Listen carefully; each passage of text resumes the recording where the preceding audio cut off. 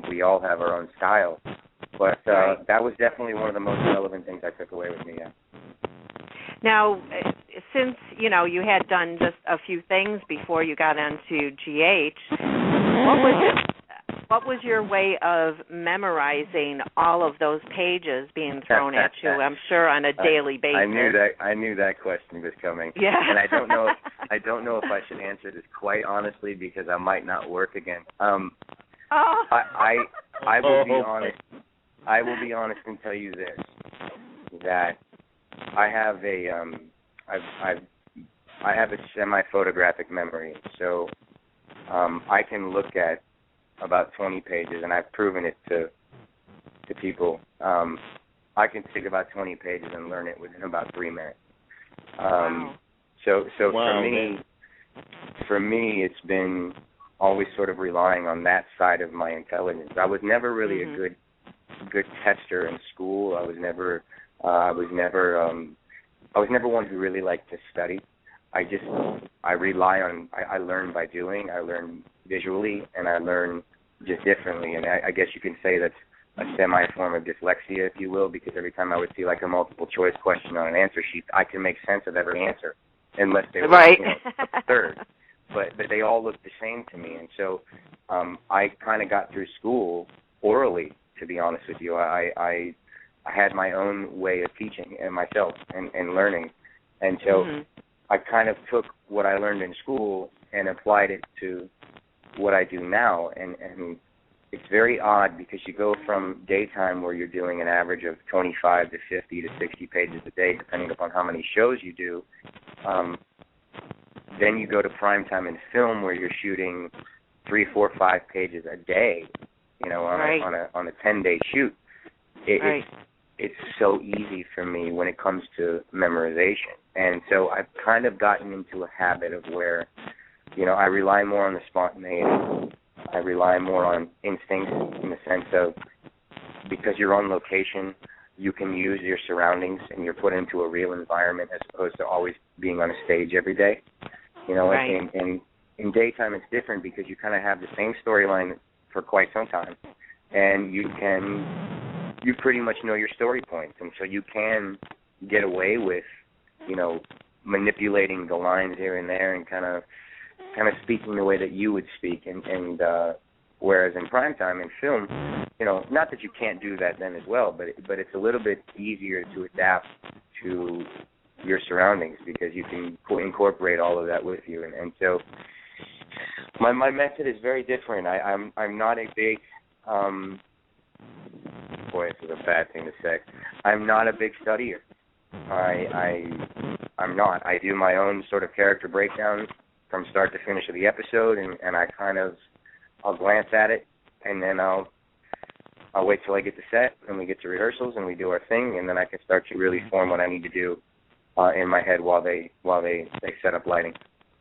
Well, obviously it works, so it doesn't, I don't think any of the writers, directors, producers, whomever's involved with it cares how you learn your lines as long as you learn. Well, I don't disagree with you there at all. I don't. I just know that, there's a lot of trained actors that have their own way, and, other actors have their own way. And it's just, granted, if I'm playing something of, let's say a heroin addict, if I will, I'm one of the actors that will actually go and lock myself admit myself into a clinic for 28 days and live in the environment. And that's what we call method acting. So I can actually incorporate the gestures and the movements and what they do to be able to come out of there and go right to, I had heard this thing about Daniel Day-Lewis when he had played Lincoln. I don't know if you've seen the movie.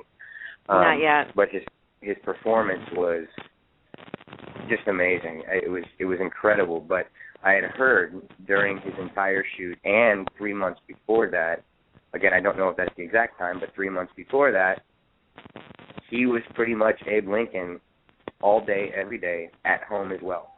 So his wife had to live with Abe Lincoln for quite some time, But this is what we do, and like I make the big joke too that I would love to get inside Meryl Streep's head for one day when she prepares for a role because she's beyond genius. I mean, I don't know the choices, how she can come up with the choices that she makes and where they stem from. Just the depth within her mind is so remarkable that I just want to get inside her head one day, just one day.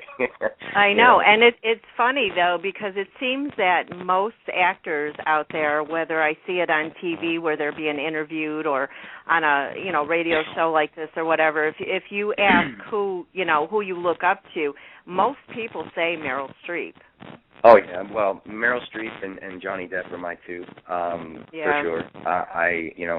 Johnny Depp got depth that most actors, could never dream of having, and there's so many talented actors within our industry, but him and Meryl Streep, they blow my mind, because I mean the choices, like I was saying, the choices that they make. In fact, I was having this conversation yesterday on set as well, because Jesse Borrego was working with us, and Jesse was telling me, he says, I heard this story about Meryl Streep where she reads the script one time, and when she reads it, she'll come up with 100 choices.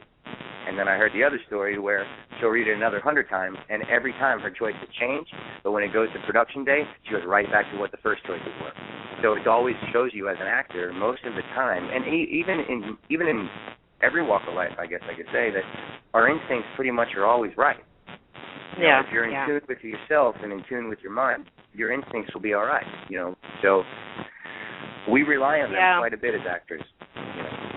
Yeah, you have to go with your gut instinct, and a lot of times us as humans, will second guess ourselves and then realize that we should have initially gone with what we were first thinking. That's for everybody. Now, David, I know you had some questions. Why don't you go ahead and ask your questions? Oh, okay. Ready? That static is terrible. I know, and I don't know. It was fine in the beginning. I don't know where it's coming from. Must be some misplaced signal or something. We know that Laura built a strong relationship with Nikolas, but what type of relationship did you have with Jeannie Francis? With Jeannie? In terms of character or person? In person. I'm sorry, because you cut out with the first half of the question. I did? Oh.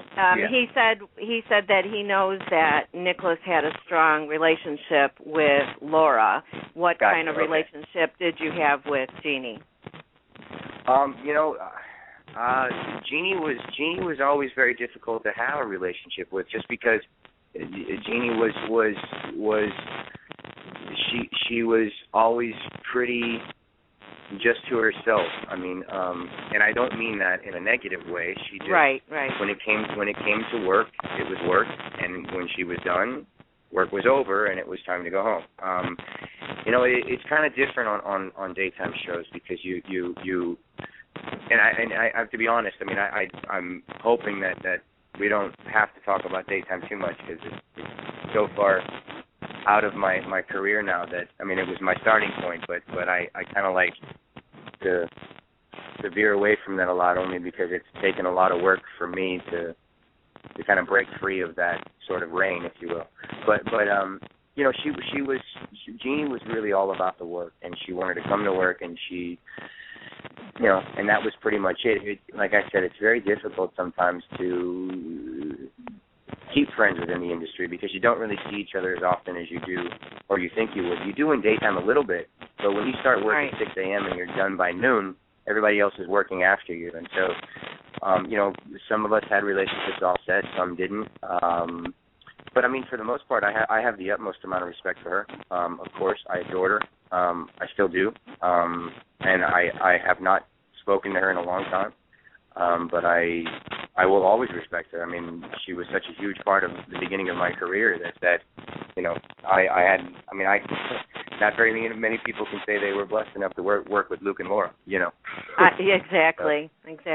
Yeah.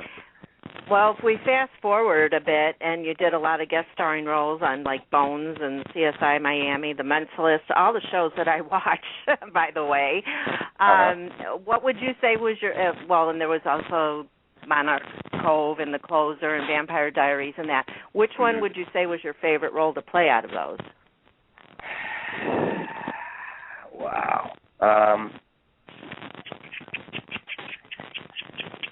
Well, excluding now Burn Notice. Burn Notice has absolutely been my favorite. Right. Burn has to date. I would have to say Frederick on the Vampire Diaries. Only because he was so dark, he was twisted. Definitely. He was very sinister.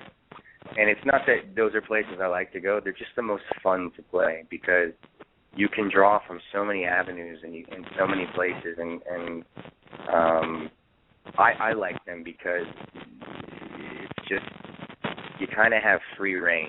They kind of give you free reign to do what it is you want to do. And that was the one thing I did love about the Vampire Diaries was, and even with Burn Notice, I had complete free range to be whoever, whatever I wanted to do, and the cast gave me that same freedom, and so it made it more fun to play. And those of you that have seen it, I was pretty mean. Yes, you were. So it was fun. Yeah, it was fun. I'd have to say I wish I would have got a chance to play a little longer. You know.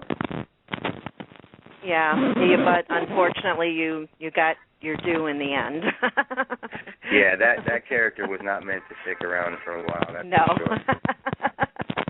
for sure. Well, I see on your IMDb that you have a role coming up in Nevermore. Is that something that you can talk about at all? Well, I would love to. The thing is, it's my production company. It's myself and my business partner Jacques and Ted. It's our production company, and we've had so many.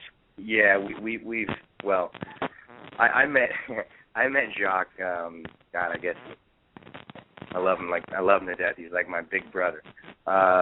It's been 7 years now that we met. We met on the golf course, and literally by the end of the day, we were shaking hands, and we wanted to do something together. And he's had a project for a very long time that he's been very passionate about, and he had given it to me, and that was our whole. And I won't get into the whole conversation on the golf about what was happening on the golf course, but let's just say that the funny part was when he first saw me walk up, he's like, "Oh God, sort of this." I wonder what this kid's going to be all about. He's dressed up in all Nike coming to play golf,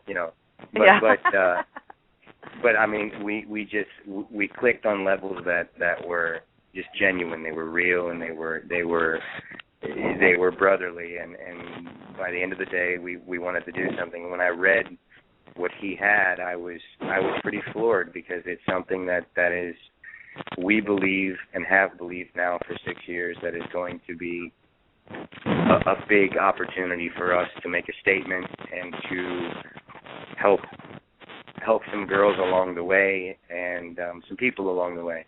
And that's kind of been our motto is we want to put stuff out there that has substance and get back to what Hollywood used to be about, and that was storytelling and things that were of I can't use the word enough, but of substance. And so we've had a script called Nevermore. We've had 6, 7 opportunities with other projects, but our main focus right now is going to be our project, which is going to be The Trap, based off the book that he has called Turned Out from Ethiopia to America, which is actually on Amazon right now. And so if you guys would like to read it, please check it out. It's a phenomenal book, and we're actually in the process now of taking it from a film and developing it into a TV series. So this is our baby. So in terms of Nevermore and what's, I'm sorry. I was going to say, is Nevermore going to be a movie or is it going to be a series? Nevermore is going to be a movie. However, most of that stuff is on the back burner right now, only because The Trap is this is our baby. This has been, and we've now decided that we need to put our best foot forward and really truly make this our baby. And we've taken some meetings, and we've sat with someone that has the same passion we do about the project, and it's now put us in a position that we want to now flip it and make it a TV series. And so we're developing now. Yes. Okay. Yes. So we're really, really excited about it, and I'm sure it correlates with the whole sex trafficking issue that's going on in the world and always has been going on in the world. Right. And so along with what we're doing, we're setting up an organization that we can give back, and that's what we want to do. So.